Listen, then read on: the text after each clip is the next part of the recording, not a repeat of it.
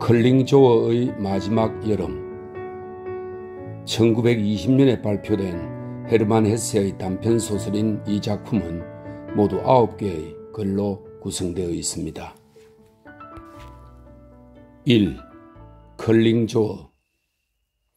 열정적이고 재빨리 소진되는 생명을 가진 여름이 시작되었다.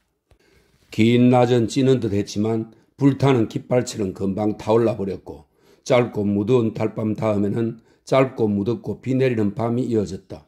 화려한 몇 주가 꿈처럼 빠르게 온갖 형상들로 충만하여 열병처럼 달아오르다가 사그라졌다. 자정이 지난 시간, 클링조어는 밤 산책을 마치고 집으로 돌아와서 작업실의 좁다란 석조 발코니에 서 있었다.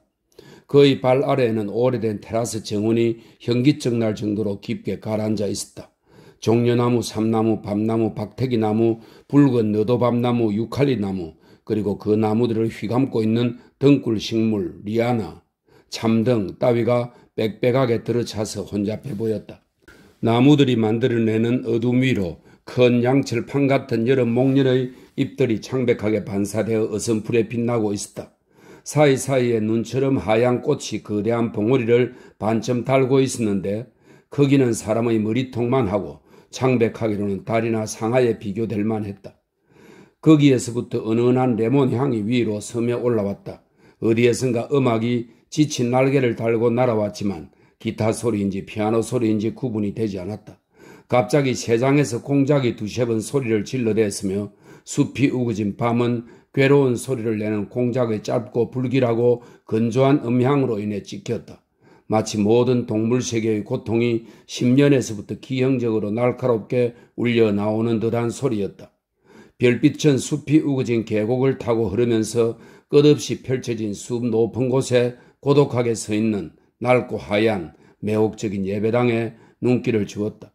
호수와 산과 하늘은 저 먼 곳에서 서로 뒤엉켜 흘렀다. 클링조어는 속옷 차림으로 맨살이 드러난 팔을 쇠난간에 기대고 발코니에 서서 화끈거리는 눈으로 약간 언짢은 듯이 창백한 하늘에 있는 별들의 문자와 구름처럼 검게 덩어리진 숲 위 온화한 빛들의 문자를 읽었다. 공작의 울음소리에 그는 정신을 차렸다. 그래, 다시 밤이었다. 그것도 늦은. 그렇다면 잠을 자야만 할 텐데, 무조건 어떤 일이 있더라도 며칠 밤 동안 잠을 잘 수 있다면, 어쩌면 6시간 내지 8시간 동안만 제대로 잔다면 원기를 회복할 수 있을 텐데, 그렇게 된다면 화끈거리는 눈도 진정되고 인내심도 되찾을 수 있을 것이고 가슴도 더 편해지고 관자놀이의 통증도 수그러들 텐데, 그러나 이 여름, 지독하게 깜빡거리는 이 여름 꿈은 그렇게 지나갔고, 멋지게 깜빡거리는 여름 꿈과 더불어 마시지 않은 수천 개의 술잔이 쏟아졌고, 눈에 띄지 않은 사랑의 눈길이 수천 번 꺾였으며 대가지 올 수 없는 수천 장의 그림이 보이지도 않게 사라져 버렸던 것이다. 이마와 아픈 눈을 서늘한 쇠난간에 갖다 대었더니 한동안 괜찮아졌다. 1년쯤 지나면 혹은 더 이럴지도 모르지만 그 두 눈이 보이지 않게 되고 그의 가슴 속 불도 꺼져버릴지 모른다. 그래, 그 누구라도 이 불꽃처럼 타오르는 생을 오랫동안 지켜낼 수 없을 것이다. 그 또한 10개의 목숨을 가진 클링조어 또한 버텨낼 수 없을 것이다. 그 누구라도 오랫동안 밤낮 가리지 않고 자신의 모든 불을, 자신의 모든 화산을 불태울 수는 없으며 그 누구라도 밤낮으로 계속해서 불꽃 속에서 있을 수는 없는 노릇이다. 계속해서 즐기면서 계속해서 창조적으로 모든 창문들 뒤쪽에서 매일 낮 음악이 울리고 매일 밤 수천 개의 촛불이 반짝이는 성처럼 계속해서 모든 감각과 신경을 명료하게 극도로 긴장시킨 채 그는 매일 낮 여러 시간 동안 열정적으로 작업하고 매일 밤 여러 시간 동안 열정적으로 생각했다. 이제 끝이 다가오고 있다. 이미 힘은 많이 소진되었고 시력도 많이 약해졌다. 삶은 많은 피를 흘렸다. 그는 갑자기 웃음을 터뜨리고는 몸을 펴었다. 이미 여러 번 그렇게 느꼈고 이미 여러 번 그렇게 생각하고 그렇게 두려워했다는 사실이 문득 떠올랐다. 삶에 있어서 좋은 풍요롭고 정열적인 시절마다 청소년 시절에도 이미 그는 그렇게 살았다. 때로는 환호하고 때로는 흐느끼는 심정으로, 급격히 소진되는 불타오르는 감정으로, 술잔을 한 방울도 남김없이 비우려는 필사적인 욕망으로, 종말에 대한 깊은 두려움을 감추며 그는 자신의 양초를 양쪽에서 타오르게 했다. 이미 그는 종종 술잔이 남김없이 비워지고 종종 불이 환하게 타오르는 듯이 그렇게 인생을 살았다. 때때로 그 끝은 깊은 무의식적 동면처럼 부드러웠다. 때때로 그 끝은 끔찍했다. 어리석은 황폐와 견디기 어려운 고통, 의사들, 슬픈 체념, 무력함 등이 승리를 거두었다. 물론 회를 거듭할수록 장렬했던 기간의 끝은 더 나빴고 더 슬펐으며 더 파괴적이었다. 하지만 그 끝은 언제나 살아남아 여러 주 혹은 여러 달 후 고통과 마비가 지나간 후에 부활했다. 새로운 연소, 땅속에 있던 불의 새로운 폭발, 활활 타오르는 새로운 작품들, 새롭고 찬란한 삶의 도취, 이런 시기였다.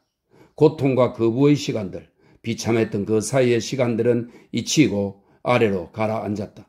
그것으로 괜찮았다. 종종 그래왔던 것처럼 그런 식으로 진행되리라. 그는 미소를 머금으며 오늘 저녁에 보았던 진아를 머리에 떠올렸다.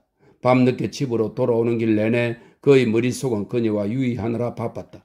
아직은 경험이 부족하고 소심한 격정을 지닌 이 소녀는 얼마나 예쁘고도 온화했던가. 그녀의 귀에 속삭이던 것처럼 다시 장난스럽고 부드럽게 중얼거렸다. 진아, 진아, 사랑하는 진아, 예쁜 진아, 아름다운 진아. 그는 방으로 되돌아가 전등을 켰다. 어지럽게 뒤엉킨 작은 책더미에서 그는 빨간 표지에 시집을 한 권 꺼냈다. 시 한 편이 문득 그의 마음에 떠올랐다. 그에게는 형언할 수 없으리만치 아름답고 사랑스럽게 느껴지는 한 편의 시 중에서 어떤 구절이 그는 그 부분을 찾으려고 시집을 오랫동안 뒤적였다. 나를 밤에 고통에 내맡기지 말아주오.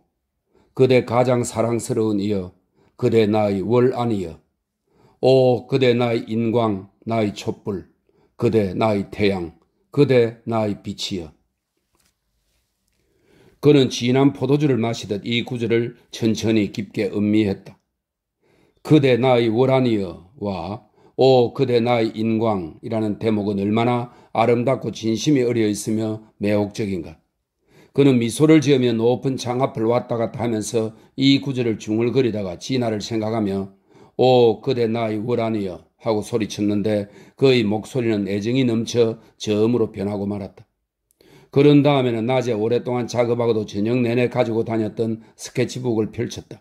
그는 가장 애착이 가는 작은 스케치북을 펼치고는 어제 오늘 그린 가장 최근의 스케치들을 찾았다. 거기에는 암벽의 그림자가 짙게 드리워진 원뿔꼴의 산이 있었다. 그는 혐오스럽게 일그러진 얼굴을 모양을 본떠 이 산을 그렸기 때문에 벌어진 산이 마치 고통스러워서 비명을 지르는 듯이 보였다. 또한 산비탈에 있는 반응형의 작은 석조 분수를 그린 것도 있었는데 아치형의 담벼락은 그림자로 검게 채워져 있었으며 담 위에는 꽃이 핀 석류나무가 핏빛으로 빛나고 있었다. 이 모든 것은 오직 그만이 해독할 수 있는 암호였다. 순간을 탐욕적으로 재빠르게 기록한 것이자 자연과 가슴이 새롭고 강렬하게 공명하는 순간에 대한 황급히 흩어지고 마는 기억이었다. 그리고 좀 더 큰 색조 스케치, 수치와 물감을 칠해서 빛나는 유색 표면을 가진 하얀 도화지들도 있었다. 거기엔 초록 벨벳 위의 루비처럼 새빨갛게 빛나고 있는 숲을 속의 붉은 빌라, 그리고 카스티아 근처의 청록색 산 위에 붉게 걸려있는 철제 다리들, 그 옆의 자줏빛 댐, 장밋빛 길이 있었고 또한 벽돌 공장의 굴뚝, 나무의 서늘한 연초록 앞 붉은 폭죽, 푸른 이정표, 빽빽하고 두꺼운 구름이 있는 밝은 자줏빛의 하늘 등을 그린 스케치도 있었다. 이 스케치는 그의 마음에 들었으며 따라서 폐기되지 않을 것이다. 축사 진입로 부근을 그린 것은 유감스러웠다. 강철빛 하늘 앞의 젓갈색은 제대로 표현되어 말을 하고 공명했지만 반 정도밖에 그리지 못했다. 햇빛이 스케치북에 반사되어 눈에 엄청난 통증을 일으켰기 때문이다. 그래서 그는 나중에 개천에서 한참 동안 얼굴을 씻었다. 다음으로 불길한 금속성의 푸른색 앞에 갈색 빛이 도는 붉은색이 있었는데 이것은 마음에 들었으며 톤이나 울림을 손톱만큼도 왜곡하거나 잘못 표현하지 않았다. 카프트 모르투움이 없었더라면, 카프트 모르투움은 붉은 산화철 안료입니다. 카프트 모르투움이 없었더라면 이것을 제대로 표현하지 못했을 것이다. 여기 바로 이 부분에 비밀이 있었다. 자연의 형식들, 위와 아래, 두꺼운 것과 얇은 것은 변화될 수 있으며 자연을 모방하는 고루한 수단들은 모두 포기할 수도 있었다. 색채 또한 변조할 수 있었는데 색채들은 당연히 강화되거나 약화되거나 거칠게 칠해지거나 하는 등 수백 가지 종류로 변조가 가능했다. 그러나 우리가 색채로 자연의 일부분을 개작하려 한다면 몇몇 색채들은 자연에서와 마찬가지로 한치의 오차도 없이 정확하게 유사한 관계에서 유사한 긴장 상태로 병치하는 것이 중요하다.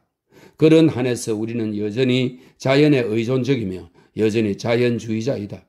우리가 비록 회색 대신 오렌지색을, 검은색 대신 크렘렉을 썼더라도 말이다.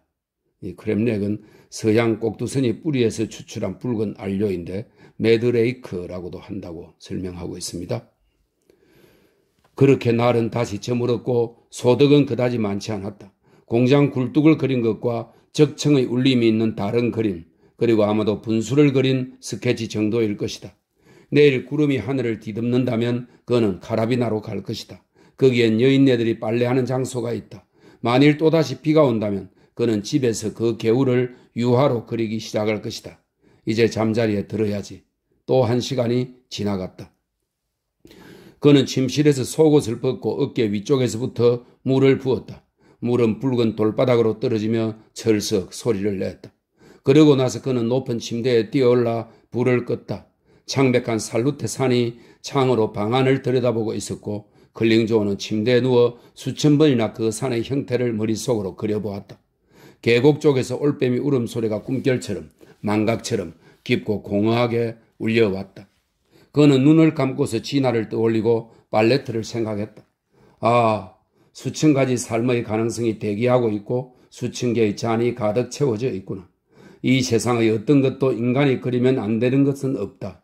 이 세상의 어떤 여인도 사랑해서는 안 될 여인은 없도다. 시간은 왜 존재하는 것일까? 왜 항상 바보 같은 연속만 있고 덜 끌어오르는 충족된 동시는 없는 것일까? 왜 그는 호라비처럼 노인처럼 이제 다시 홀로 침대에 누워 있는가? 짧은 생애 전체를 통하여 우리는 즐길 수 있고 창작할 수 있지만 언제나 노래를 연속으로 부를 수 있을 뿐 결코 수백 가지 음성과 악기들이 동시에 울리는 완전한 교향곡처럼 소리낼 수는 없었다. 오래전에 12살 때 클링조어는 10개의 목숨을 가지고 있었다. 당시 소년 클링조어는 도둑놀이를 즐겼다. 도둑들은 각기 10개의 생명을 가지고 있었는데 추적자인 술래의 손이나 투창 막대기에 닿을 때마다 목숨을 하나씩 잃었다. 6개, 3개, 마지막 남은 1개의 목숨으로도 아직은 술래에게서 빠져나와 자유로울 수 있었다. 10번째가 되었어야 모든 것을 잃게 되는 것이었다. 그러나 그는, 클링조어는 자신이 가진 10개의 목숨 전부 그 모두를 가지고 살아남는 것에 자부심을 가졌으며 9개나 7개의 목숨으로 살아남는 것은 창피스러운 일이라고 공언했다. 그 시절 클링조어는 그러한 소년이었다. 세상에 불가능한 일이라고는 하나도 없고 세상에 어려운 일이라고는 없었던 시절, 모두가 클링조어를 사랑하던 시절, 클링조어가 모두에게 명령을 하던 시절, 모든 것이 클링조어에게 귀속되었던 믿기지 않는 시절의 말이다.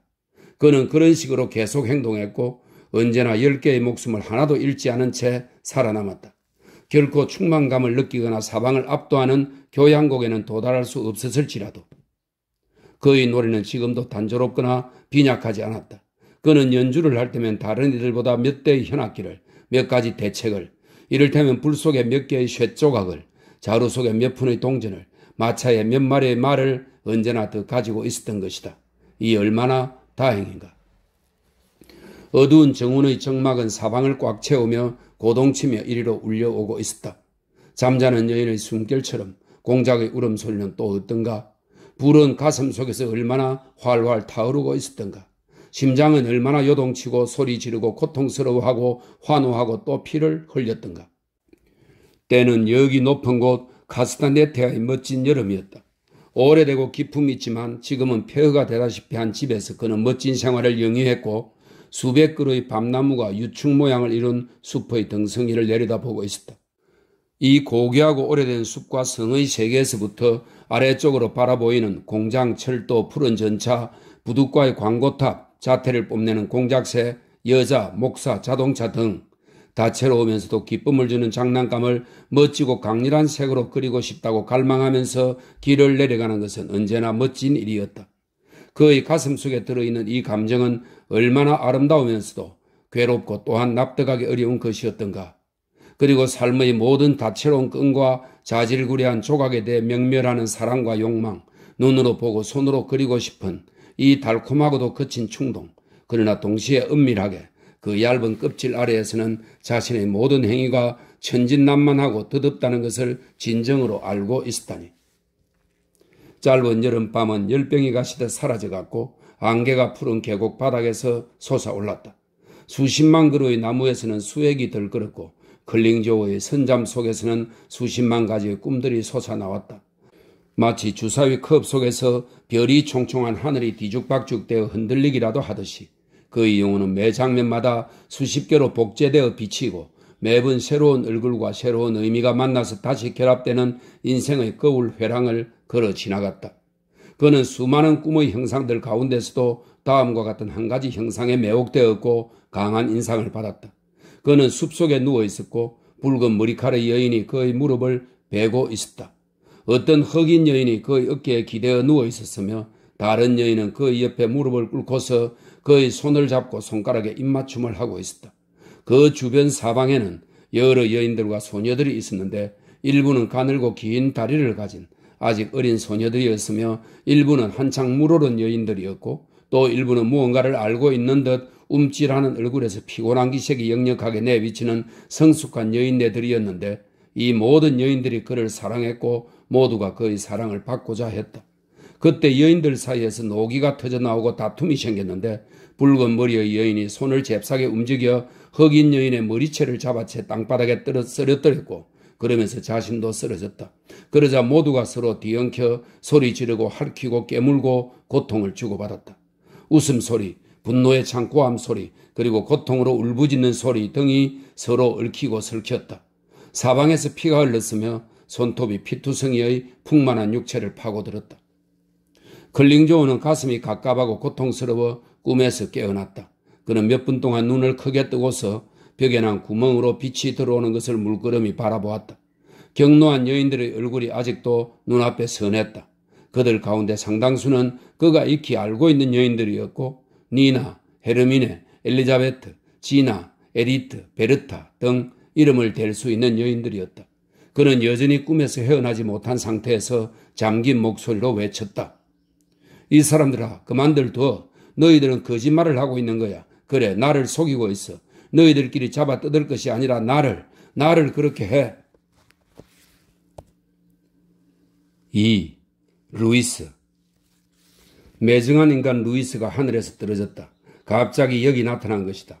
클링조어의 오랜 친구, 여행자, 기차에서 살고 배낭이 작업실인 괴팍한 인간이 그 점 좋기 몇 시간 동안이나 하늘에서 빗방울이 떨어졌고 상쾌한 바람이 불었다. 그들은 윌 베르크와 카르다고에서 함께 그림을 그렸다. 그림이라는 것 전부 도대체 가치가 있기나 한 것일까? 라고 루이스는 벌거벗은 채로 윌 베르크의 잔디에 누워서 말했다. 그의 등은 햇빛에 타서 붉게 변해 있었다. 달리 도리가 없어서 그릴 뿐이네, 이 사람아. 언제나 자네 마음에 드는 소녀를 품을 수 있고 오늘 먹고 싶은 스프가 지금 접시에 담겨 있다면 자네는 이 얼빠진 애들 장난 같은 일로 골머리를 썩이지 않을 걸세. 자연은 수만 가지 색깔을 가지고 있는데 우리는 그 단계를 20개 정도의 색으로 축소해서 머릿속에 집어넣고 있네. 이것이 그림이야. 우리는 결코 만족할 수 없음에도 비평가들을 먹여 살리는데 도움을 주어야 한다네. 훌륭한 마르세유식 생선 스프, 카로미오, 거기다가 부르쿤투산의 작은 술 하나, 그 다음에 밀라노식 커틀릿, 후식으로는 배와 곤드론촐라 치즈, 그리고 터키식 커피. 이것이 실제라네. 이 양반아. 가치가 있는 것이란 바로 이런 것이야. 여기 팔레스타인 음식은 너무나도 형편없어. 아, 신이시여. 봐라, 근데 내가 벚나무 위에 올라가 있다면 벗쥐들이 자라서 내 아가리로 들어오고 내가 있는 사닥다리의 바로 위칸에는 우리가 아까 만났던 갈색 피부의 앙칼스러운 소녀가 서 있다면 얼마나 좋을까. 클링조 그림을 접게. 내가 라구누에서 멋진 식사를 자네에게 대접하겠네. 시간이 없어. 그럴까? 하고 클링조어는 눈을 끔뻑이며 물었다. 그러세. 나는 먼저 정거장으로 빨리 가보아야만 해. 솔직히 말하자면 여자친구에게 내가 다 주고 간다고 전보를 쳤다네. 그러니 그녀가 11시엔 도착할 걸세. 클링조어는 웃으며 그리던 스케치를 그림판에서 떼어냈다. 자네 말이 옳네 친구. 라군으로 가세. 옷을 걸치게 루이지. 루이지는 루이스를 이탈리아식으로 부른 것입니다. 여기 풍습이 그렇게 고약하진 않지만 벌거벗은 채로 시내로 갈 수는 없는 노릇 아닌가? 그들은 작은 도시로 갔다. 기차역에는 어여쁜 아가씨가 와 있었다. 그들은 레스토랑에서 음식을 맛있고 기분 좋게 먹었다. 시골에서 몇 달 지내는 동안 이런 것들을 깡그리 잊어버렸던 클링조어는 송어, 연어햄, 아스파라거스, 그리고 샤벌리, 발리스톨, 베네딕티너와 같은 포도주 등 이 모든 것들이, 이 사랑스럽고 기분을 돋우는 것들이 여전히 존재하고 있다는 사실에 깜짝 놀랐다. 식사를 마친 다음 그들 세 사람은 함께 케이블카를 타고 비탈진 도시 위쪽으로 올라가면서 집들 사이로 난 길을 가로지르며 창문들과 공중에 달아맨 듯한 정원을 스쳐 지나갔는데 그것들은 매우 예뻤다. 그들은 케이블카에 계속 앉아서 내리지 않고 다시 한번 올라갔다가 내려봤다. 세상은 이상할 정도로 아름답고 기묘했다. 매우 다채롭고 무언가 의문스럽고 무언가 믿기지 않는 구석이 있었지만 그럼에도 대단히 아름다웠다. 클링조어는 내심 좀 당황했으나 냉정한 척했다. 루이지의 아름다운 여자친구에게 빠지고 싶지 않았던 것이다. 그들은 다시 한번 카페로 들어갔으며 텅 빈 정오의 공원에도 가서 커다란 나무 아래 물가에 누웠다. 짙은 초록 가운데 있는 붉은 보석 같은 집들, 뱀처럼 늘어선 나무, 푸른 나무, 그리고 바렌 가발을 쓴 듯한 갈색 나무 등 그들은 그림으로 그렸으면 하는 많은 것들을 보았다. 자네는 깃대, 광대, 서커스 등 내가 매우 좋아하는 굉장히 사랑스럽고 재미있는 것들을 그렸어, 루이지. 클링조어가 말했다. 그러나 무엇보다도 가장 마음에 드는 것은 자네가 밤중의 회전 목마를 그린 그림 위에 있는 반점이네. 그곳의 자줏빛 천막 위로는 바람이 부는데 밤의 모든 불빛들로부터 멀리 떨어진 공중 높이에 썰렁하게 매달려 있는 밝은 장밋빛의 작은 깃발이 얼마나 아름답고 얼마나 썰렁하고 얼마나 고독하며 얼마나 지독하게 외로운지 아는가 자네? 그것은 이태백의 시나 폴 베를렌의 시와 견줄만 하네. 이 작고 바보 같은 장밋빛 깃발에는 세상의 모든 우수와 체념이 그리고 또한 우수와 체념을 웃어넘기는 모든 선한 웃음이 존재한다네. 이 작은 깃발을 그린 것으로 자네는 살 자격이 있는 것이네. 나는 이 작은 깃발을 높게 평가한다네. 그래, 자네가 그걸 좋아할 줄 알았네. 자네 자신도 또한 그걸 좋아하지 않는가? 이봐, 자네가 몇몇 그러한 것들을 그리지 않았더라면 모든 좋은 음식과 포도주와 여자와 커피가 자네에게 아무런 도움도 되지 않았을 테고 자네는 가련한 놈이 되었을 것이네. 하지만 자네는 멋진 놈이야. 사람들이 좋아하는 훌륭한 녀석. 여보게나 루이지, 나도 종종 자네처럼 생각한다네. 우리가 하는 예술행위 전체가 보상일 뿐이라고. 놓쳐버린 삶, 놓쳐버린 동물성, 놓쳐버린 사랑에 대해 힘들고도 10배나 더 비싼 대가를 치르고 얻는 보상이라고 말일세. 하지만 그렇지 않아. 전혀 달라. 우리가 정신적인 것을 감각적인 것의 결핍에 대한 임시 보상책이라고 간주한다면 그건 감각적인 것을 과대평가하는 것일세. 감각적인 것이 정신적인 것보다 더 가치가 있는 것은 결코 아니네. 그 반대도 마찬가지고. 양자는 하나이고 모두 똑같이 좋은 것이야.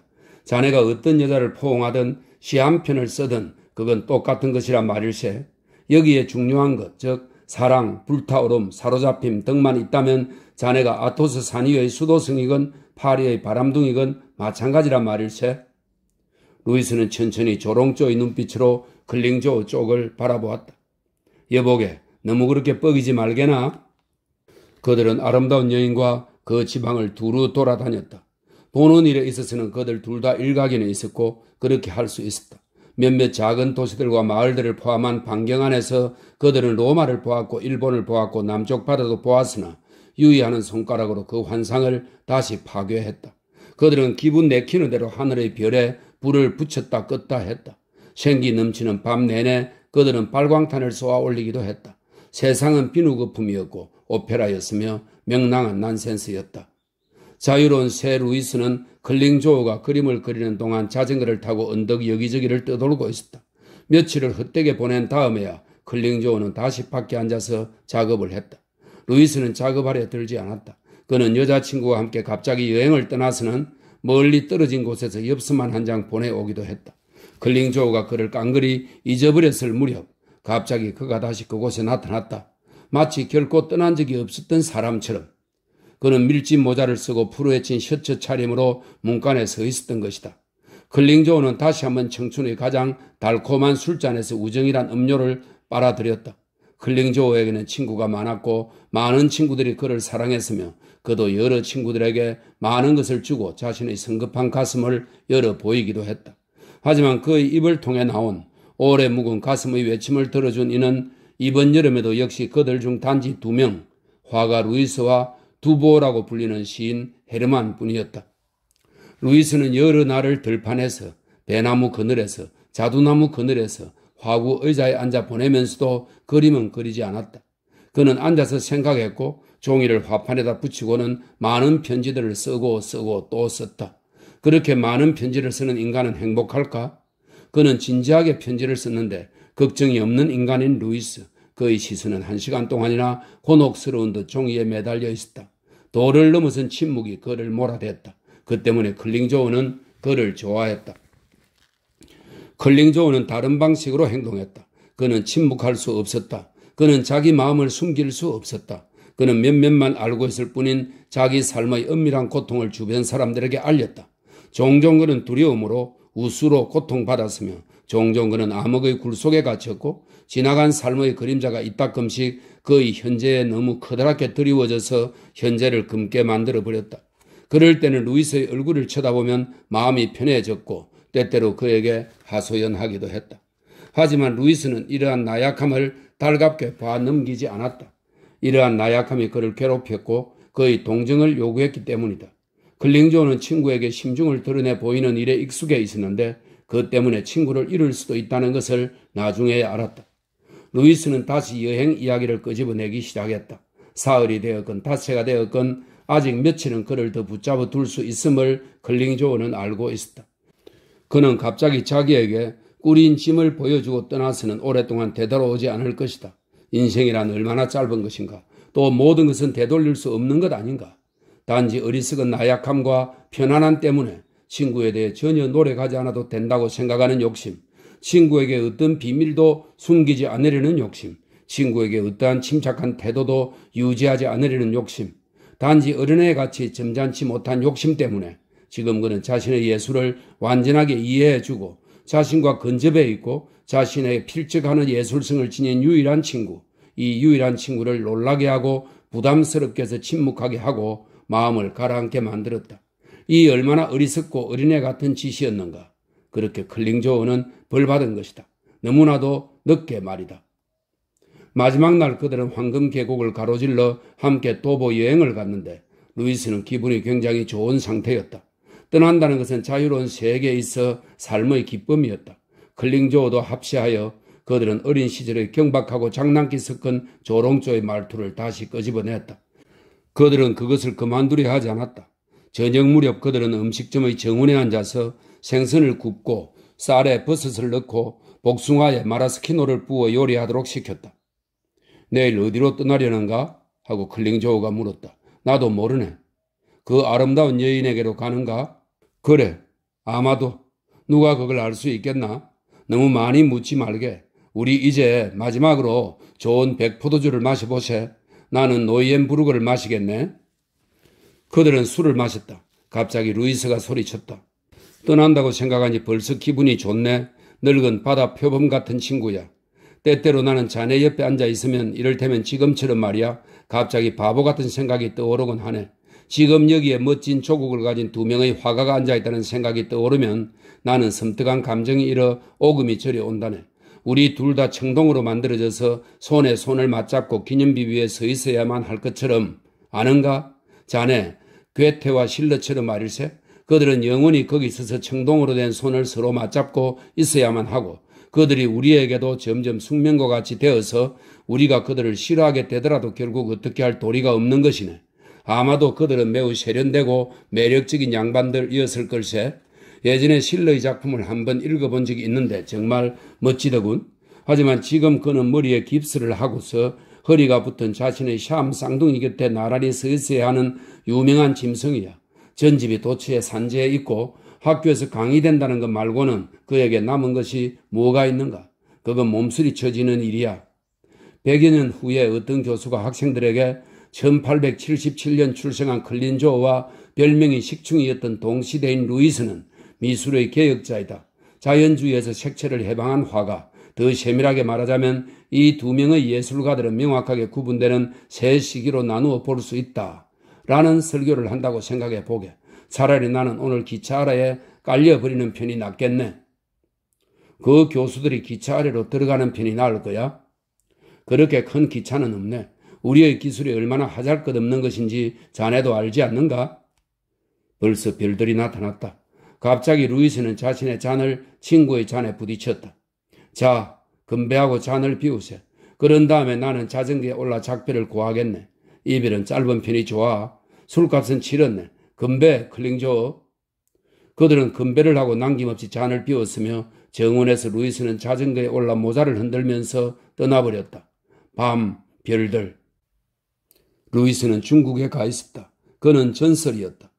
클링조는 쓸쓸하게 미소 지었다. 그는 이 떠돌이를 얼마나 사랑했던가. 그는 자갈이 깔린 음식점 정원에 서서 텅 빈 길을 한참이나 멀거니 쳐다보았다. 3.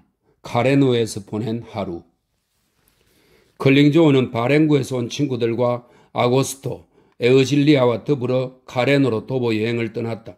그들은 아침에 출발해 진한 향을 내뿜는 일본 조팝나무 관목 사이를 지나다 아직 이슬을 머금고 있는 숲 가장자리의 거미줄을 보고 움찔했다. 가파르고 온화한 숲을 지나 판판비오 계곡으로 갔는데 뜨거운 여름날 때문에 그곳의 노란 길섭은 마비된 것처럼 조용했고 눈부시게 노란 집들은 반쯤 죽은 듯이 잠들어 앞쪽으로 기울어진 채 서 있었다. 물이 말라버린 개울가에는 하얀 금속빛깔의 수양버들이 황금빛 풀바디로 무거운 날개를 들이우고 있었다. 친구들의 행렬은 습한 초록 계곡을 뚫으며 장밋빛 길 위를 다채롭게 헤엄치고 있었다. 남자들은 리넨과 비단으로 된 흰옷과 노란 옷을, 여자들은 흰옷과 분홍색 옷을 입고 있었다. 에어질리아의 멋진 베로나 그린 양산은 마술 반지의 보석처럼 빛났다. 박사는 친근한 목소리로 우울하게 한탄했다. 정말 애통한 일이네, 클링조어. 자네의 멋진 수치화가 10년 후에는 모두 하얗게 되리라는 것 말이야. 자네가 애착을 가지고 있는 이 색깔들 모두가 그대로 유지되진 않을 테니까. 클링조어가 대꾸했다. 그렇지. 설상가상으로 자네의 멋진 갈색 머리도 10년 후에는 모두 잿빛으로 바뀌겠지, 박사. 그리고 얼마 후에는 우리의 예쁘고 화려한 뼈들도 이 땅 어딘가의 구멍 속에 놓일 것이고, 에어질리아, 유감스럽게도 당신의 그토록 아름답고 건강한 뼈도 말이지. 여보게들, 너무 늦지 않게 이제라도 인생에서 이성을 되찾아보세. 헤르만, 이 태백은 뭐라고 했는가? 시인인 헤르만은 멈추어 서더니 말했다. 인생은 정광석화처럼 지나가고 그 광희도 볼 수 있을 만큼 오래 남지는 않는구나. 천지는 움직이지 않고 영원히 서 있을진데 변화하는 시간은 너무도 빨리 인간의 얼굴을 스쳐가는구나. 오, 가득 찬 잔을 앞에 두고 앉아 마시지 않는 그대여. 오, 말해보게. 자넨 도대체 누굴 기다리고 있는 건가? 아니, 다른 구절 말일세. 아침엔 여전히 금뜬 머리가 하는 대목 있지 않은가? 라고 클링조어가 말했다. 헤르만은 곧 다음의 구절을 읊었다.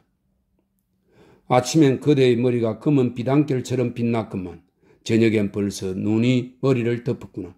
산 몸뚱이가 죽어가는 고통을 느끼지 않으려는 자는 잔을 들어 달에게 술친구 하자고 청해보오. 클링조어는 약간 쉰 목소리로 크게 웃었다. 브라보, 이태백. 그는 성견지명이 있었어. 그는 모든 걸 알고 있었어. 우리 또한 모든 걸 알지. 그가 우리의 현명한 옛 형제라는 걸. 오늘같이 취한 날은 그의 마음도 흡족할 걸세. 잔잔한 강 위에서 배를 타던 이태백이 물에 빠져 죽은 날도 오늘처럼 매우 아름다운 날이었을 걸세. 보게나 자네들, 오늘 모든 것이 경이롭지 않은가? 이태백은 강에서 어떻게 죽었나요? 여리 화가가 물었다. 그러자 에어질리아가 듣기 좋은 저음의 목소리로 그녀의 말을 자르면서 말했다. 아니, 그만들 두세요. 죽음에 관해 또 말하는 사람이 있다면 전 그 사람을 미워할 거예요. 피니스카 아데소, 브루토 클링조어. 클링조어는 웃으면서 그녀에게 다가갔다. 당신의 말이 정말 옳아, 밤비나. 내가 죽음에 관해 다시 한번 말한다면 당신의 양산으로 내 두 눈을 찔러도 좋아. 오늘은 정말 경이롭네 사랑하는 친구들이여. 오늘 새가 노래하네. 동화 속에 나오는 새가. 나는 그 새소리를 이미 아침나절에 들었다네. 오늘 바람이 부네. 동화 속에 나오는 바람이. 이 바람은 잠자는 공주들을 깨우고 머릿속의 이성을 흔들어대는 천상의 아이라네. 오늘 꽃이 피네. 동화 속에 나오는 꽃이. 푸른 이 꽃은 일생 단 한 번 핀다네. 이 꽃을 꺾는 사람은 축복을 받은 사람이라네. 저희가 하는 말이 무슨 뜻이죠? 에어질레아가 박사에게 물었다. 클링조어가 그 말을 듣고 답했다. 내 말은 오늘은 결코 다시 오지 않으며 오늘을 먹고 마시고 맛보고 냄새 맡지 않는 사람에게 영원히 절대로 두 번 다시 주어지지 않는다는 거야. 태양은 두 번 다시 오늘처럼 빛나지 않을 거야. 태양은 하늘에서 목성과 나와 아고스토와 에어질리아 우리 모두와 성좌를 이루고 있어. 이러한 상황은 결코 다시 오지 않아. 수천 년이 지나도 다시 돌아오지 않는다는 말이야. 행운이 올 것 같으니까 나는 지금 당신 왼쪽으로 조금 다가가서 당신의 에메랄드빛 양산을 받쳐들고 싶어. 그러면 양산빛으로 인해 내 머리가 오팔처럼 보일 거야. 하지만 당신도 같이 해줘야 하고 노래를 불러줘야 해. 당신이 아는 가장 아름다운 노래를. 그는 에어질리아의 팔을 잡았으며 날카롭게 보이는 그의 얼굴은 청록색 양산의 그늘 속에 창백하게 잠겼다. 그는 이 양산을 좋아했고 양산의 강렬한 달콤한 색채에 매혹되었다. 에어질리아는 노래를 부르기 시작했다. 아버지가 원하지 않아요. 저격수와 결혼하는 걸. 목소리는 계속해서 이어졌고 사람들은 노래를 부르며 숲 쪽으로 그리고 숲 속으로 경사가 굉장히 가파른 곳까지 갔다. 양옆으로는 고사리가 무성하고 길은 사닥다리처럼 가파르게 높은 산으로 이어졌다. 이 노래가 이렇게도 멋지게 직설적일 줄은 몰랐네 하고 클링조어가 칭찬했다.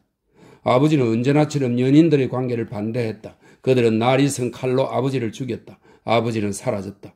그들은 밤에 그렇게 했는데 달과 별들과 신만이 그것을 보았다. 달은 그들을 배반하지 않았으며 별들은 침묵했고 경외하는 신은 틀림없이 그들을 용서해 주실 것이다. 이 얼마나 아름다우면서도 솔직한가. 오늘날의 시인이었다면 이 여인들을 돌로 쳐 죽였을 것이네. 일행은 흔들리는 밤나무 그늘 사이사이로 들어오는 햇살을 받으며 협소한 산길을 기어 올라갔다. 클링조어가 앞을 쳐다볼 때마다 그의 눈앞에 여류 화가의 가녀린 종아리가 투명한 스타킹 안에서 장밋빛으로 비쳐나오곤 했다. 뒤를 돌아보면 에어질레아의 검은 머리 위로 터키 옥색의 양산이 아치를 그리고 있었다. 그녀는 그 아래 자줏빛 비단 옷을 입고 있었으며 일행 가운데서 유일하게 흑인이었다. 파란색과 오렌지색의 어떤 농가 근처 초원에 먹음직한 초록빛의 여름 사과들이 떨어져 있었는데 일행은 시원하고도 시큼한 사과를 맛보았다. 여류 화가는 전쟁 전에 언젠가 파리에서 세행강으로 소풍 같은 일화를 정신없이 이야기했다. 그래, 파리, 복된 그 시절. 그 시절은 다시 돌아오지 않아. 다시는. 또한 돌아와서도 안 돼. 하고 클링조어는 격하게 소리치며 세매처럼, 이 세매는 시력이나 눈썰미가 좋은 사람을 세매에 비유한다고 하네요. 세매처럼 뾰족한 머리를 격렬하게 흔들었다. 무엇이든 되돌아와서는 안 돼. 도대체 무엇 때문에? 이 무슨 애들의 바람이란 말인가? 전쟁은 예전에 존재했던 모든 것을 낙원으로 여기도록 채색해버렸어. 지독히 어리석은 것까지도. 가장 불필요한 것까지도. 그래, 좋아. 그땐 파리도 아름다웠고 로마도 아르도 아름다웠어. 그렇다고 오늘 여기가 덜 아름다운 건가? 낙원은 파리도 아니고 평화롭던 시절도 아니야. 낙원은 여기야. 저기 산 위에 낙원이 있어. 1시간쯤이면 우리는 낙원에 도착할 거야. 우리는 오늘 너가 나와 함께 낙원에 있으리라는 말을 들은 그 강도라고. 그들은 얼룩덜룩 그늘이 숲길을 벗어나서 넓은 신장로로 나갔는데 이 길은 밝고 뜨거웠으며 커다란 나선형을 그리며 산꼭대기로 이어져 있었다. 짙은 초록색 안경으로 눈을 보호하고 있던 클링조어는 사람들이 움직이는 것과 그들의 다채로운 위치 변화를 보기 위해 제일 뒤에서 걸어갔으며 때로는 뒤처져 있었다. 그는 일부러 작업을 하기 위한 어떤 것도 챙겨오지 않았다. 심지어는 작은 메모장도. 하지만 수백 번 가만히 서서 그 장면들을 보고 감동받았다. 수척한 그의 형상이 아카시아 숲 옆의 불그레한 거리에 외로이 하얗게 서 있었다. 여름은 산 위로 뜨겁게 입김을 내 뿜었고 빛은 산머리에 수직으로 흘러내렸다. 색깔들은 깊은 곳에서부터 수백 가지로 피어올랐다. 초록빛과 붉은빛이 하얀 마을들과 화음을 이루며 울리고 있는 산들 위로 푸르스름한 다음 산들의 모습이 보였고, 그 아래에는 더 밝고 더 푸른 새롭고 새로운 산들의 모습이, 그리고 꿈결처럼 까마득하게 멀리 눈 쌓인 산들의 수정 꼭대기가 보였다. 아카시아와 밤나무 숲 너머로는 암벽 등성이와 살루테산의 혹처럼 솟은 산정이 더 탁하게 트여서 더 강인하게 붉으스름하게 그리고 연한 자줏빛으로 선명하게 솟아있었다. 무엇보다도 아름다운 것은 사람들이었는데 초록색 아래에서 그들은 꽃처럼 빛을 받으며 서 있었다. 에메랄드색의 양산은 거대한 뿔 풍뎅이처럼 빛나고 있었고, 에어질리아의 검은 머릿결이 그 아래에 있었다. 큼지막한 얼굴의 하얗고 여윈 여류 화가, 그리고 다른 사람들. 클링조어는 갈증나는 눈으로 그들을 들이마셨으나 그의 생각은 진아 곁에 있었다. 그는 겨우 일주일 만에 그녀를 다시 볼 수 있었다. 그녀는 시내의 사무실에 앉아 타이프를 치고 있었는데, 그가 그녀를 볼 수 있는 기회는 매우 드물었으며 그녀가 혼자 있는 경우는 없었다. 그는 그녀를, 자신에 대해서 아무것도 모르는 그녀를, 자신을 알지도 이해하지도 못하는 그녀를 사랑했으며 다른 사람이 아닌 그녀를 사랑했다. 그녀에게 그는 드물고 희귀한 새일 뿐이었으며 유명한 낯선 화가였다. 그가 바로 이런 그녀에게 자신의 바람을 걸고 있다는 점과 다른 어떤 사랑의 잔에도 만족하지 못하는 점은 얼마나 기이한가. 그는 먼 길을 우회하여 어떤 여인에게 가는 일에 익숙하지 않았다. 그러나 진아를 위해서는 그렇게 했다. 1시간 동안 그녀 옆에 있기 위해서, 그녀의 가녀리고 작은 손가락을 잡아보기 위해서, 자기 신발을 그녀의 신발 아래로 밀어 넣어 보기 위해서, 그녀의 목덜미에다 재빨리 입맞춤을 해보기 위해서 말이다. 그는 이 일에 대해서 곰곰이 생각해 보았는데 자신이 생각해도 우스꽝스러운 수수께끼였다. 이것이 벌써 전환점이라 말인가? 이미 노년에 접어들었단 말인가? 이것은 20살짜리 아가씨를 향한 40살 넘은 남자의 늦바람에 불과한 것인가? 그들이 산등성이에 도달하자 저쪽으로 새로운 세계가 눈앞에 펼쳐졌다. 개나로 산이 믿기지 않으리만치 높다랗게 굉장히 가파르고 뾰족한 피라미드와 원뿔 형태로 우뚝 서 있었으며, 태양은 그 뒤로 비스듬히 걸려 있었고, 모든 고원들은 에나멜처럼 반짝이며 짙은 자줏빛 그림자들 위를 떠다니고 있었다. 그리고 좁고 기다란 푸른 만이 끝없이 깊게 꼬리를 감추어 가고, 저쪽과 이쪽 사이에는 진동하는 공기가 초록빛 숲의 불꽃 뒤쪽에서 서늘하게 휴식하고 있었다. 작은 주택이 딸린 영지, 푸른색과 장미색으로 색칠이 된 네대체의 다른 석조 가옥들, 예배당 하나, 분수 하나, 벚나무들로 이루어진 산마루의 조그마한 마을. 일행은 분수가 양지 쪽에 멈추었으나 클링조어는 아침문을 통과하여 그늘이 드리워진 농가 쪽으로 계속해서 걸어갔다. 몇 개의 작은 창문이 달린 푸른 집 세 채가 높이 솟아 있었다. 그 집들 사이에는 잔디와 조약돌이 있었고 염소 한 마리와 쐐기 풀도 있었다. 어떤 아이가 그의 앞쪽으로 달려오기에 그는 주머니에서 초콜릿을 꺼내 그 아이를 유혹했다. 아이는 멈춰서서 초콜릿을 낚아채서는 어루만지더니 입속에 구겨 넣었다. 놀라서 토끼 눈이 된 검은 눈, 갈색으로 빛나는 가녀린 맨발의 작고 가무잡잡하고 예쁜 소녀는 수줍음이 많았다. 어디에 살고 있니? 라고 그가 묻자 아이는 집들 사이에 열려있는 연문 쪽으로 달려갔다. 원시시대의 동굴과도 같이 된 돌로 된 어두운 공간에서부터 어떤 여인, 어머니가 나타났는데 그녀도 초콜릿을 얻었다. 지저분한 옷 밖으로 갈색의 목, 억세고 펀펀한 볕에 그을린 아름다운 얼굴, 크고 두툼한 입술, 커다란 눈, 꾸미지 않은 달콤한 사랑스러움, 위대한 아시아풍의 표정에는 성적 매력과 모성애가 넓고 고요하게 서려 있었다.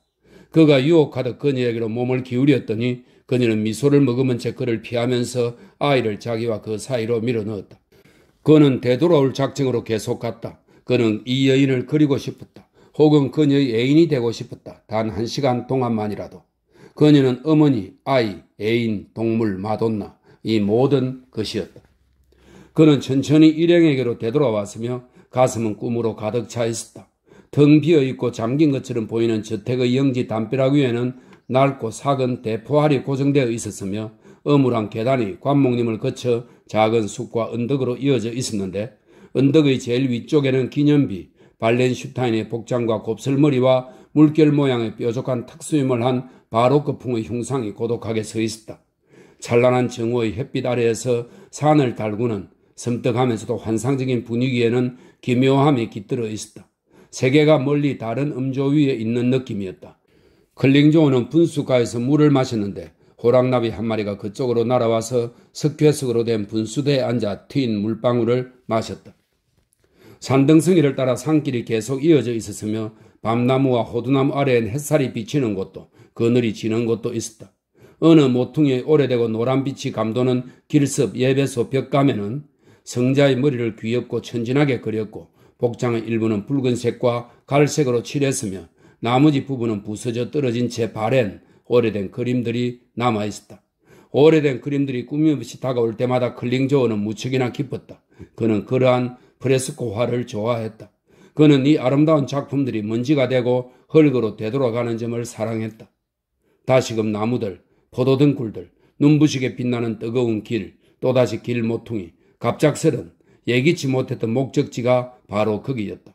어두운 입구, 기쁘게 그리고 자긍심을 가지고 하늘을 향해 솟아오른 붉은 돌로 지어진 크고 높은 교회, 햇빛과 먼지와 평화로 충만한 장소, 발치에서 부서지는 붉게 마른 잔디, 번쩍이는 벽에 반사되는 정오의 햇살, 쏟아지는 햇살 때문에 잘 보이지 않는 하나의 기둥과 하나의 조각상, 무한한 푸른 위로 넓은 광장을 둘러싸고 있는 돌 난간, 그 뒤로는 굉장히 오래된 좁은 어두운 이슬람풍의 카레노 마을이 있었다.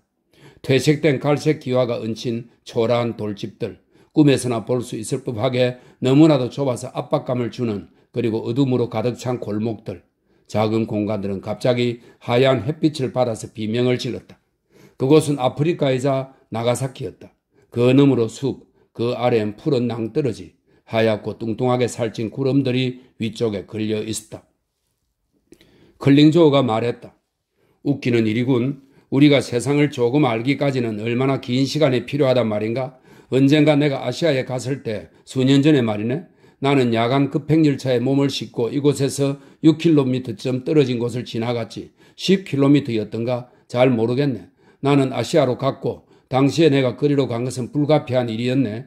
그런데 내가 거기서 봤던 모든 것을 나는 오늘 여기에서 보고 있네. 원시림, 열기, 무신경하고 아름다운 낯선 사람들, 햇빛, 성전 등을 말일세. 우리가 단 하루 만에 지구상의 세 곳을 방문하는 법을 배우기까지는 오랜 시간이 필요하다네. 여기가 그곳이네. 반갑네 인도여, 반갑네 아프리카여, 반갑네 일본이여. 친구들은 여기 위쪽에 살고 있는 어떤 젊은 부인을 알고 있었다. 클링조어는 그 미지의 여인이 사는 곳에 방문하기를 학수고대하고 있었다. 그는 그녀를 산악지대의 여왕이라고 이름 붙였는데 그가 소년 시절에 읽었던 신비로운 동양을 다룬 이야기책에도 그런 이름이 등장했다. 기대에 가득 부푼 여행자들은 골목의 푸른 그림자 협곡을 지나갔다. 사람도 개도 닭도 흔적조차 보이지 않았으며 그 어떤 소리도 들리지 않았다. 그러나 클링조어는 창 위쪽의 아치가 만들어낸 옅은 그림자 속에서 어떤 형체가 소리 없이 서 있는 것을 보았는데 그것은 검은 눈동자의 아름다운 소녀, 검은 머리에 붉은 두건을 쓴 소녀였다. 가만히 숨어서 이방인들을 바라보는 그녀의 시선이 그의 시선과 마주쳤다. 그들은 긴 숨을 쉬는 동안 서로를 바라보았으며 눈과 눈을 통해 완전하게 그리고 진지하게 남자와 소녀라는 두 낯선 세계가 한순간 서로에게 근접했다. 그러고 나서 그들 두 사람은 짧지만 마음에서 우러나오는 이성간의 영원한 인사를, 해묵은 달콤한 갈망하는 적대감을 담은 인사를 미소로 교환했다. 낯선 남자가 지 모퉁이를 돌아 한 걸음 내디뎌 저쪽으로 사라지자 소녀의 마음속 보물상자에는 많은 그림들 옆에 또 하나의 그림이, 많은 꿈들 옆에 또 하나의 꿈이 덧붙여졌다. 절대로 만족할 줄 모르는 클링조어의 가슴에 작은 가시가 박혔으며 일순간 머뭇거리며 되돌아갈까 생각하던 참에 아고스토가 그를 불렀고 에어질리아가 노래를 부르기 시작했다. 그림자 벽이 저만치 물러갔고 마법에 걸린 정오에 두 개의 작은 노란 궁전이 있는 작고 눈부시게 밝은 광장이 고요하고 현란하게 서 있었으며 좁은 석조 발코니와 닫힌 창의 덧문은 오페라의 제1막을 위한 멋진 무대 같았다. 다마스쿠스 입성, 여성들 가운데 진주와도 같은 파트맨은 어디에 살고 있지? 라고 박사가 소리 높여 말했다. 뜻밖에도 대답은 더 작은 궁전에서 나왔다. 닫혀있는 발코니 문 뒤의 서늘한 어둠 속에서 기이한 소리가 다시 한번 그리고 똑같은 소리가 10번이나 더, 그리고는 한 옥타브 높여서 10번이나 들렸다. 조율된 그랜드 피아노, 다마스쿠스 가운데서 완전한 음정으로 노래하는 그랜드 피아노였다. 여기 있음에 틀림이 없었다. 여기에 그녀가 살고 있었다. 그러나 그 집에는 문이 없는 것 같았는데 2개의 발코니가 있는 장밋빛의 노란 벽만 있을 뿐이었고 그 위 박공의 회반죽 벽에는 푸르고 붉은 꽃과 앵무새가 그려진 오래된 그림이 있었다. 그려진 문이 그쯤에 있어야 하는데 그래서 그 문을 3번 두드리고 솔로몬의 암호를 대면 그림으로 그려진 현관이 열리면서 페르시아 향료의 냄새가 방랑자를 맞아들이고 베일이 높은 왕좌에 산악지대 여왕이 앉아있을 텐데 여자 노예들이 그녀의 발치 아래 계단에 쪼그리고 앉아있고 앵무새는 그림에서 빠져나와 세된 소리를 내면서 주인의 어깨 위로 날아오르리라. 그들은 골목길에서 조그만 문을 발견했다. 사나운 초인종, 그 빌어먹을 장치는 불쾌하게 찢어지는 소리를 냈다. 사닥다리처럼 좁고 가파른 계단이 위쪽으로 이어져 있었다. 그랜드 피아노가 이 집으로 어떻게 들어올 수 있었는지 도무지 상상조차 되지 않았다. 창문으로 들어왔을까? 천장으로? 좁고 가파른 계단이 삐걱대는 커다란 소음이 들린 다음 검고 커다란 개가 달려왔고 작은 금발의 사자가 그 뒤를 따라왔다. 뒤쪽에서는 그랜드 피아노가 같은 음조를 11번 노래했다. 장밋빛으로 희게 칠한 방에서부터 부드럽고 달콤한 빛이 솟아나와서 문에 반사되었다. 거기에 앵무새가 있는 건가? 갑자기 산악지대 여왕이 거기에 서 있었다. 팽팽하면서도 깃털처럼 부드러우며 가녀리면서도 탄력 있는 꽃, 새빨간 옷을 입고 타오르는 불꽃, 청춘의 초상이. 클링조의 눈앞에서 그가 좋아하는 수백 점의 그림들이 흩날리며 사라지고 새로운 그림이 찬란하게 솟아났다. 그는 그녀를 있는 그대로 모방하는 것이 아니라 그가 받아들인 그녀 속의 빛을, 시를, 애정이 깃들어 있으면서도 냉담한 울림을, 즉 청춘, 금발, 아마존 등을 그리게 될 것이라고 금방 깨달았다. 그는 그녀를 1시간 혹은 아마도 여러 시간 동안 응시하리라. 그는 그녀가 걷는 것을 보고 앉는 것을 보고 웃는 것을 보고 어쩌면 춤추는 것도 보고 아마도 노래 부르는 것도 들으리라. 그날은 절정에 이르렀고 그날은 의미를 찾았다. 거기에 덧붙을 수 있는 것은 선물이었고 잉여였다. 언제나 그러했다. 체험은 절대 홀로 오지 않았으며 언제나 새들이 그에 앞서 날아왔으며 항상 그에 앞서 심부름꾼과 전조가 먼저 왔다. 저 문 아래에서 본 모성적인 아시아 여인의 동물 같은 눈빛, 창가에 서 있던 검은 피부의 예쁜 마을 소녀, 그리고 이런저런 것들이 그 전조였다. 어떤 생각이 불현듯 그의 뇌리를 스쳤다.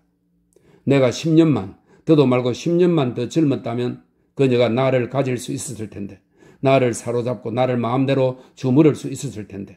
아니야, 당신은 너무 젊어. 당신 붉은 옷을 입은 작은 여왕이여. 당신은 늙은 마술사 클링조어에게는 너무나 젊어.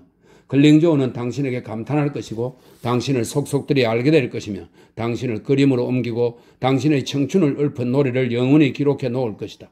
그러나 그는 당신에게로 가는 순례 여행은 하지 않을 것이며 당신을 찾아 사다리를 오르지도 않을 것이며 당신을 살해하지도 않을 것이고 당신의 아름다운 발코니 앞에서 세레나데를 부르지도 않을 것이다. 아니, 유감스럽게도 그는 이 모든 일들을 하지 않을 것이다. 늙은 화가 클링조어, 이 늙은 양은. 그는 당신을 사랑하지 않을 것이고 당신에게 눈길조차도 주지 않을 것이다. 그가 아시아풍의 여인에게 주었던, 검은 옷을 입고 창가에 서 있던 여인에게 주었던, 아마 당신보다 결코 젊지 않은 그 여인에게 주었던 그 눈길을 말이다. 그녀에 비하면 그가 늙은 편이 아니지만 오직 당신에게는 산악지대의 여왕, 산속의 붉은 꽃 당신에게만은, 당신, 페랭이 꽃에게만은 그가 너무 늙었다. 당신에게는 클링조어가 하루낮을 일로 꼬박 지새우고 하루 저녁 붉은 포도주를 들이켜는 사이에 주는 사랑만으로는 턱없이 부족하다. 차라리 내 눈이 당신을 들이마시는 편이 훨씬 나을 것이다. 가녀린 불꽃이여, 서로 이미 오래전에 불이 꺼졌더라도 나는 당신을 알아볼 수 있을 것이다. 바닥이 돌로 된 방들과 열린 아치문을 통해 사람이 홀로 들어왔다. 바로크풍의 조야한 석고상이 높은 문들 위에 가물거리고 검은 프리즈 위로 빙 둘러거린 돌고래들과 하얀 말들과 장미색의 어린 에로스들이 사람들로 붐비는 전설의 바다를 가로질러 헤엄치고 있었다. 몇 개의 의자와 바닥에는 부서진 그랜드 피아노의 조각들 뿐, 그 밖에는 그 큰 방에는 아무것도 없었다. 그러나 빛나는 오페라 무대 위에 매혹적인 두 개의 문이 비스듬히 날개를 펴고 있는 옆 궁전의 두 개의 작은 발코니들로 연결되어 있고 그 발코니들에도 그림이 그려져 있었다. 거기에는 붉고 살이 오른 피리새가 태양 가운데 금붕어처럼 헤엄치고 있었다. 사람들은 더 이상 다음 장소를 움직이지 않았다. 홀에서 가지고 온 음식을 모두 꺼내 식탁을 차렸다. 북쪽 지방에서 온 귀한 아이스 와인, 갖가지 추억을 여는 열쇠인 포도주가 나왔다. 피아노 조율사는 달아나 버렸고 망가진 그랜드 피아노는 침묵했다.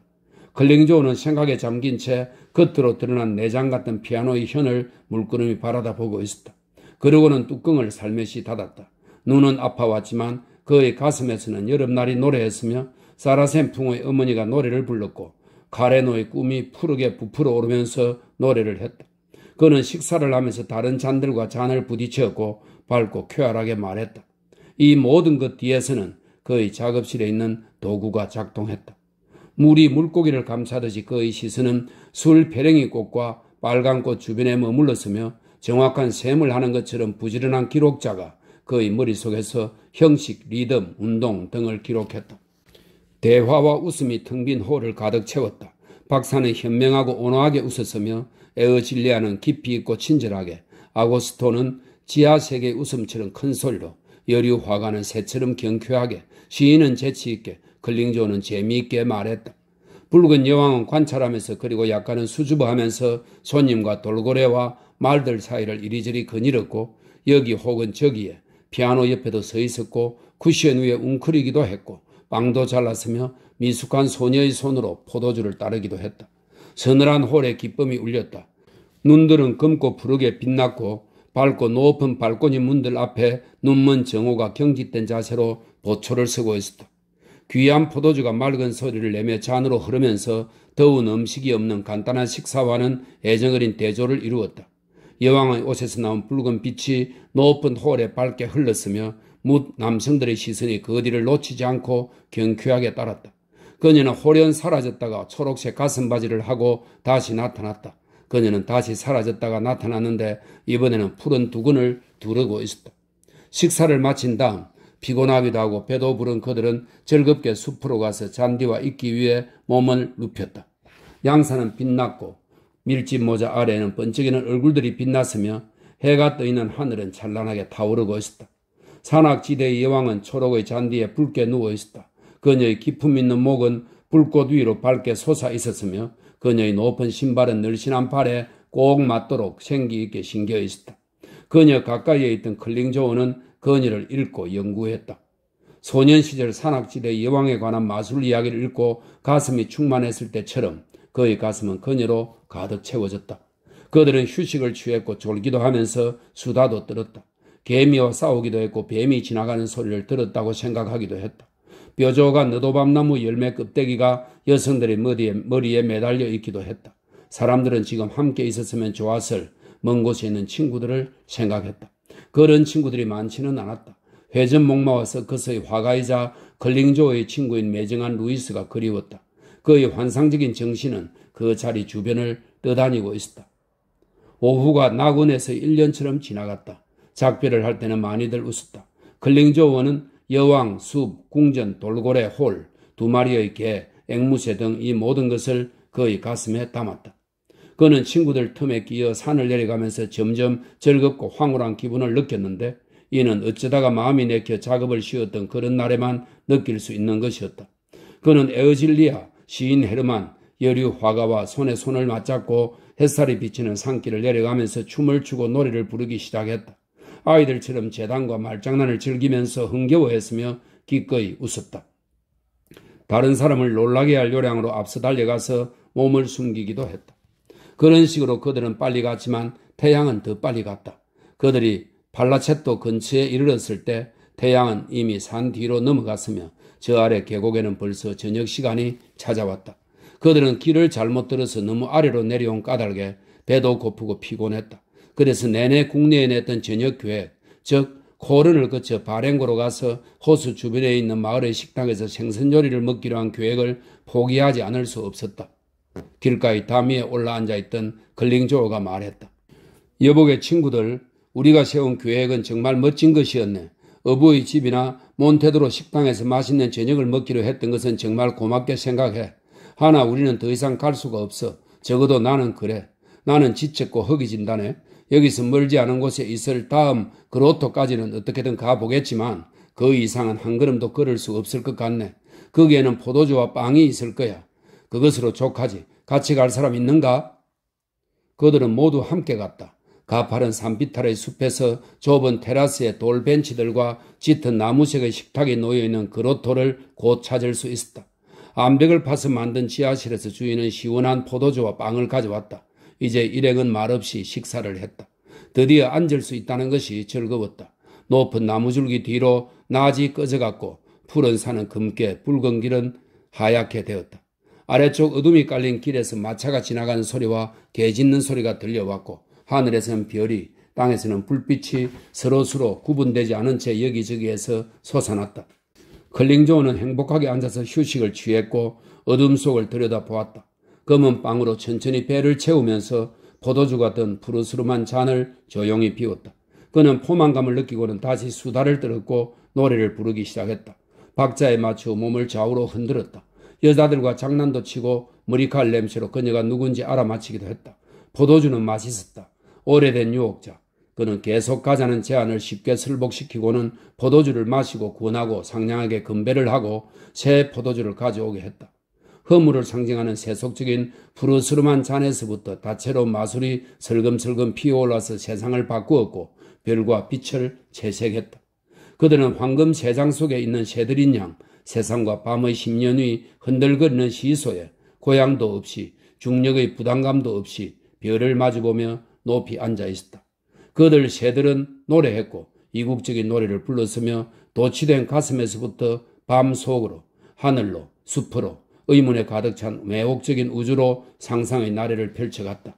별과 달로부터 나무와 산골에서부터 대답이 왔으며 괴테가 거기 앉아있었고 하피스도 있었으며 이집트에서는 뜨겁게 그리스에서는 내밀하게 향내가 피어올랐고 모차르트가 미소를 지었으며 후고 볼프는 이 이상한 밤에 피아노를 연주했다. 갑자기 굉장한 소음이 터져나왔고 불빛이 폭발음을 내며 번쩍였다. 그들의 아래쪽에서 100여 개의 현란한 불이 켜진 창이 달린 기차가 지구의 심장부를 관통하여 산으로 밤속으로 날아가고 위쪽 하늘에서는 보이지 않는 교회의 종소리가 들려왔다. 숨어서 기다리던 반달은 식탁 위에 모습을 드러내어 짙은 포도주를 반짝이며 내려다보았고 어둠을 가르고 여인의 입과 눈을 드러나게 하고는 미소를 지으면서 하늘로 더 높이 올라가서 별들에게 노래를 불러주었다. 매정한 인간 루이스의 영혼은 벤치에 쪼그리고 앉아 고독하게 편지를 쓰고 있었다. 밤의 왕인 클링조어는 머리에 높다란 관을 쓴 채 돌의자에 뒤로 기대어 앉아 세계의 춤을 지휘했고 박자를 맞추었으며 달을 불러냈고 기차를 사라지게 했다. 별자리가 하늘 가장자리 너머로 떨어지듯 기차는 사라져버렸다. 산악지대의 여왕은 어디에 있는가? 숲에서는 날개짓 소리가 의심이 많은 작은 사자의 울음소리도 멀리서 들리지 않았는가? 그녀는 여전히 푸른 두근을 하지 않았는가? 어이 낡은 세계여, 너는 동시에 행할 수 없음을 근심하라. 숲이여 여기로, 검은 산들이여 저기로, 박자를 맞추어라. 별들이여 너희들은 너희 붉은 눈과 너희 푸른 입이라는 미녀처럼 푸르고도 붉구나. 그림은 멋졌다. 그림은 얌전한 아이들에게는 아름답고도 사랑스러운 놀이였다. 별들을 지휘하고 제 속에 흐르는 피의 박자와 망막의 색상환을 세상에 옮기고 제 영혼의 움직임이 밤바람을 타고 날도록 하는 일은 다른 일이었다. 이것은 더 위대하고 더 큰 힘을 기울여야 하는 일이었다. 검은 산이여 사라져라. 구름이여 페르시아로 날아가라. 우간다에 비를 뿌려라. 이리로 오라. 셰익스피어의 영이여 이리로 와서 무시로 내리는 비에 관한 만취한 바보 노래를 불러다오. 클링조어는 어느 여인의 작은 손에 입맞춤을 하고는 아늑하게 숨쉬고 있는 그녀의 가슴에 몸을 기댔다. 식탁 아래에서 어떤 발이 그의 발을 희롱했다. 그는 누구의 손인지 누구의 발인지도 모르고서 자신을 감싸는 애정을 느꼈고 고맙게도 옛날의 마술을 다시금 느꼈다. 끝은 아직 멀리 있었으며 그는 아직 젊고 여전히 빛과 매력을 발산하고 있었다. 겁 많고 착한 여인네들은 그를 여전히 좋아했고 여전히 그를 신뢰했다. 그는 더 높이 피어났다. 그는 나지막이 노래하는 듯한 목소리로 엄청난 서사시, 어떤 사랑 이야기와 남쪽 바다로 여행한 이야기 등을 하기 시작했다. 그가 고갱 로빈슨과 동행하여 앵무새 섬을 발견하고 그 기쁨이 넘치는 섬에 자유국가를 세웠던 이야기 말이다. 수천 마리의 앵무새가 석양빛을 받아 어떻게 반짝였는지, 그의 푸른 꼬리들이 어떻게 초록의 만에 비춰졌는지, 클링조우가 자유국가를 선포했을 때 앵무새의 외침과 커다란 원숭이들이 내는 수백 가지 목소리의 외침은 마치 천둥소리처럼 그의 선포를 환영했다. 그는 하얀 카카두 앵무새에게 내각 조직을 위임했고 무뚝뚝한 콧불새와 함께 무거운 야자열매 그릇으로 야자주를 마셨다. 오, 그때의 달, 기쁨에 넘친 밤들의 달, 갈대숲에 있는 수상가옥 위의 달, 그녀는 수줍음 많은 갈색의 공주 퀼 칼리아라고 불렸지. 늘씬하고 긴 다리로 바나나 숲을 거닐었으며 커다란 나무잎으로 만든 물기 많은 지붕 아래 꿀처럼 반짝이며 부드러운 얼굴에 사슴의 눈을 하고 강하고 유연한 등에 고양이의 열정을 담고 탄력 있는 발목 관절과 강인한 발에서 고양이의 도약이 느껴졌지. 어린아이, 성스러운 남동쪽 어린아이의 근원, 열정과 순진무구함인 퀼 칼리아여. 너는 천일 밤 동안 클링조의 품에 안겨 있었지. 매일 밤 새로웠고 매일 밤 더 진실했으며 매일 밤이 지난 모든 날보다 더 사랑스러웠다. 오, 처녀들이 신 앞에서 춤을 추었던 앵무새 섬의 지령 축제여. 섬과 로빈슨과 클링조우 위에, 이야기와 청중들 위에 하얗게 별이 떠있는 밤이 아치를 이루고 있었다. 산은 나무와 집과 사람들의 발치 아래에서 부드럽게 숨쉬는 배와 가슴처럼 다정하게 부풀러 올랐고 습기를 머금은 달은 하늘의 방구 위로 빠르게 춤을 추며 지나갔다. 말없이 거칠게 춤을 추는 별들이 그 뒤를 따랐다. 낙원으로 가는 케이블카의 로프처럼 이어진 별들이 나란히 늘어서 있었다. 원시림은 어머니처럼 아득하게 어두워졌고 태초 세계의 수렁은 몰락과 창조의 향을 피워 올렸으며 뱀과 악어가 기어다녔고 창조의 물결이 제방도 없이 흘러나왔다. 클링조우는 말했다. 나는 다시 그림을 그릴 거야. 당장 내일부터라도. 그러나 집과 사람, 나무는 더 이상 그리지 않을 거야. 악어와 불가사리, 용과 시몽색의 뱀, 그리고 태어나고 있는 모든 것, 변화하고 있는 모든 것, 인간이 되리는 충만한 동경, 별이 되리는 충만한 동경, 충만한 탄생, 충만한 소멸, 충만한 sinh과 죽음을 그릴 것이야. 그가 나직하게 말하는 도중에 취기가 올라오는 때에 에어질리아의 목소리가 깊고 맑게 울렸다. 그녀는 아름다운 꽃다발이라는 노래를 고요하게 부르고 있었다. 평온이 그녀의 노래에서 흘러나왔는데 클링조우에게는 그 노래가 마치 멀리 섬으로부터 헤엄쳐 시간과 고독의 바다를 건너오는 것처럼 들렸다. 그는 빈 포도주 잔을 거꾸로 쳐들고는 더 이상 잔을 채우지 않았다. 그는 귀를 기울여 들었다. 어떤 아이가 노래를 불렀다. 어떤 어머니가 노래를 불렀다. 우리는 정말 세계의 수렁에 몸을 담근 길 잃은 녀석이자 파렴치한 불황자 또는 탕아인가 아니면 작고 어리석은 어린아이인가. 에어질리아, 당신은 우리에게 멋진 별과 같소? 라고 그는 정중하게 말했다. 일행은 나뭇가지와 뿌리에 의지하면서 집으로 가는 길을 찾아 가파르고 칠흑같이 어두운 숲 저쪽으로 나아갔다. 숲의 밝은 가장자리에 도착하자 들판이 펼쳐졌고 옥수수밭의 좁은 길은 밤과 귀향을 들이마셨으며 반짝이는 옥수수 잎에는 달의 시선이 머물렀다. 열지은 포도나무들이 비스듬히 도망가고 있었다. 이제 클링조우가 독일어와 말레이어로 가사가 있는 노래와 없는 노래를 여러 곡 나직하게 흥얼거렸다. 갈색빛의 담이 낮 동안 모아두었던 빛을 저녁나절에 발산하듯이 그는 쌓여있던 충만함을 나직이 부르는 노래로 발산시켰다. 여기에서 일행 중의 한 명이 저기에서 또 한 명이 작별을 고하고는 포도나무 그늘 속으로 난 작은 오솔길을 따라 저쪽으로 사라져갔다. 각자 자기 길을 갔고 각자 자신을 위해 존재했으며 각자 자기의 집을 찾았고 각자 하늘 아래 혼자였다. 어떤 여인이 클링조우에게 작별의 입맞춤을 했다. 그녀의 입술이 뜨겁게 그의 입을 빨아들였다. 그들은 구르듯이 녹듯이 모두 그렇게 사라져갔다. 클링조우는 홀로 자기 집 계단을 오르면서도 여전히 노래를 흥얼거리고 있었다. 그는 노래를 불러 신과 자신을 찬미했다. 이태백을 예찬하고 맛있는 판판비오 포도주를 칭찬했다. 그는 자신이 신이라도 된 양 긍정이라는 구름 위에서 휴식을 취했다. 마음으로 나는 금구슬과도 성당의 둥근 지붕과도 같다네. 그 안에서 사람들은 무릎을 꿇고 기도한다네. 벽은 황금빛으로 빛나고 오래된 그림에서는 구세주가 피를 흘리신다네. 마리아의 가슴에서도 피가 흘러내린다네. 우리도 마찬가지로 피를 흘린다네. 우리 타인들, 우리 길을 잘못 든 사람들, 우리 별들, 우리 유성들도 7개와 14개의 칼이 우리의 축복받은 가슴을 꿰뚫고 지나간다네. 나는 당신을 사랑하오. 금발의 까무잡잡한 여인이여. 나는 모두를 사랑하오. 속물까지도. 너희 속물들은 나처럼 가련한 녀석들, 너희들은 술 취한 클링조어만큼이나 불쌍한 어린애들이자 방황하는 반신들이라네. 사랑스러운 삶이여 나를 즐겁게 맞이하라. 죽음이여 나를 기쁘게 맞이하라. 라고 그는 노래했다.